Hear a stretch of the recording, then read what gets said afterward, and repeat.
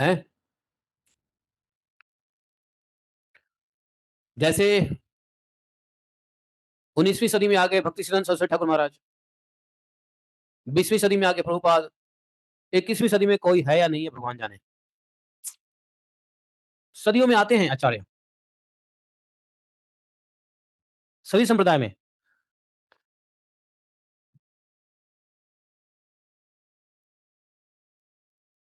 तो प्रहलाद महाराज हमारे आचार्य हैं।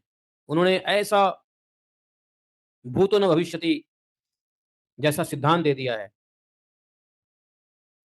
पहला सिद्धांत तो दिया कि भैया भय मत करो बस।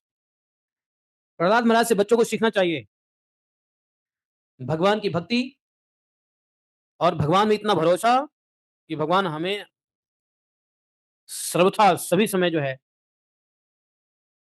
हमारी रक्षा करते हैं। ये भरोसा, ये सेट किया एग्जाम्पल प्रहलाद महाराज ने, नहीं किया? प्रहलाद महाराज ने एग्जाम्पल सेट किया कि दैत्यों के बीच में भी रह के भक्ति हो सकती है, दैत्यों के बीच में भी रह के डरने की आवश्यकता नहीं है। डरता कौन है? जिसको भगवान पे भरोसा नहीं होता है।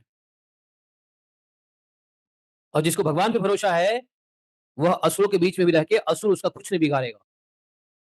अगर कुछ बिगाड़ भी दिया, तो भगवान की इच्छा समझ के स्वीकार करके अपना आगे का जर्नी करता है, अपने कर्मों का फल ही समझ करके।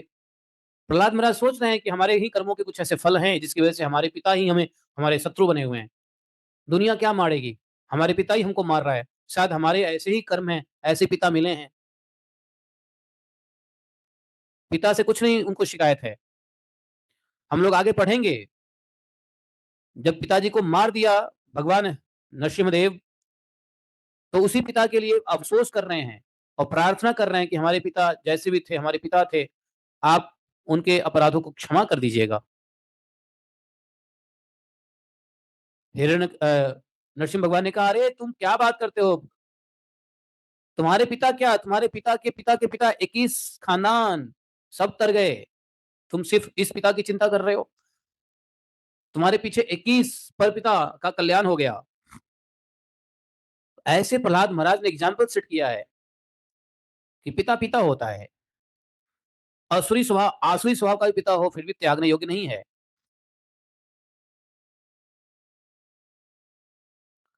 लेकिन परीक्षित महाराज से यह कुछ सीख करके हम आगे बढ़ेंगे तो यह भी ठीक नहीं है। क्यों?